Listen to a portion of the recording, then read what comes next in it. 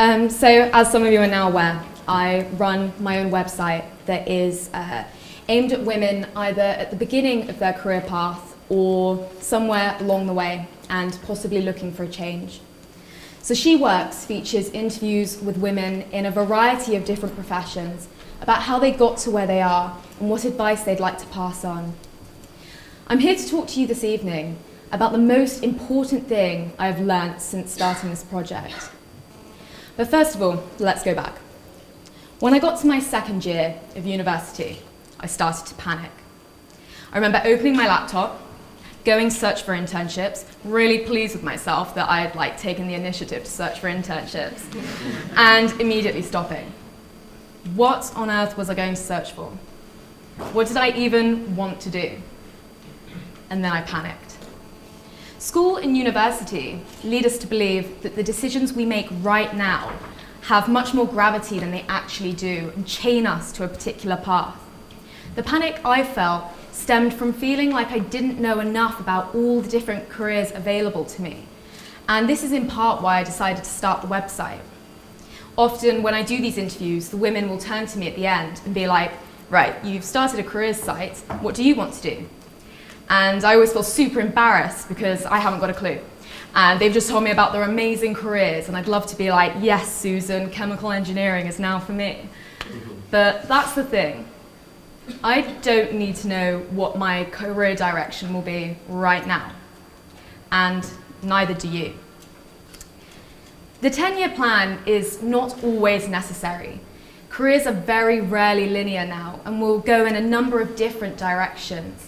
For women especially, there is quite a deficit between men and women at senior levels of employment, and this disparity is why I decided to aim the website at women in particular. Many of the women we interview have moved between many different placements and many different industries. So for example, Daphne Barham started as a human rights lawyer, yet is now a comedian. Many of the women also take a number of career breaks due to various external circumstances. So the first interview we ever did was with Dawn Bonfield, a materials engineer who took a brief break when she had her children, yet she felt she wasn't being taken as seriously and not being put on as many complex projects when she came back to the workplace. And now she's the president of the Women's Engineering Society. So from their stories, the key to success isn't rigorous long-term planning. Instead, it's a willingness to take risks, to not be afraid to fail, and going back and either restarting their current career path or even trying again with a new path. Now, don't get me wrong. If you have a clear view on what you want to do, then that's okay too. But if you find that a couple of months or years down the line, it's not the rewarding, satisfying job that you'd expected, it's okay to think again. Priorities change all the time, and a career is not an outcome for its own sake, but rather something that you should feel good about doing and enjoy doing as well. So, we are not cemented to a single career path straight after university. Whilst there are specific skills that of course can be taught and developed in very specific work placements, the most important things are the core skills which actually you can be taught in any sort of work experience. And these revolve around a willingness to nurture an inclusive and positive culture, wanting to work with others, and most importantly, a willingness to continue learning. I think that it's very easy to leave university and to think, oh my God, I'm so done with education, that's it. But if you want to have a successful career, you're going to have to continue studying, just in a, oh my God, it's happened to me and I'm so worried about this. You're going to have to, if you want a successful career, you're going to have to continue studying, just in a different way. So one interview we had was with Geeta Sidhu Rob, who started as a lawyer, yet her son fell very ill and she found that she had to spend a number of days and nights in the hospital with him, and she was unable to work. I think shortly after she got a divorce from her husband, and this left her with no home and no money.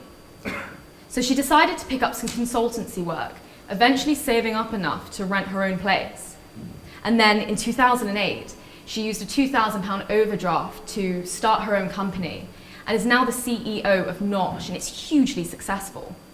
So external circumstances, whether they be due to pregnancy, divorce, grief, illness, redundancy, they're usually inevitable.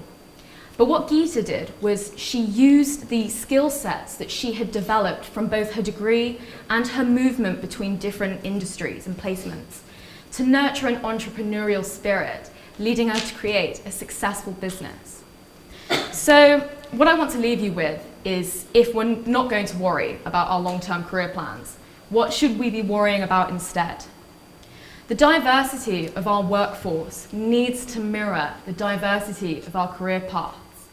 For women especially, I urge you to accept career twists for whatever they may be, and to go out there and push through and take risks and fail and try again until you reach the very limits of your potential, and until we start to see a change in the diversity of our workforce.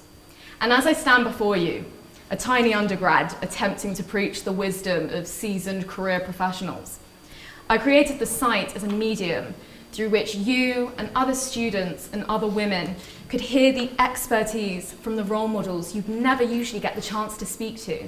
So thank you.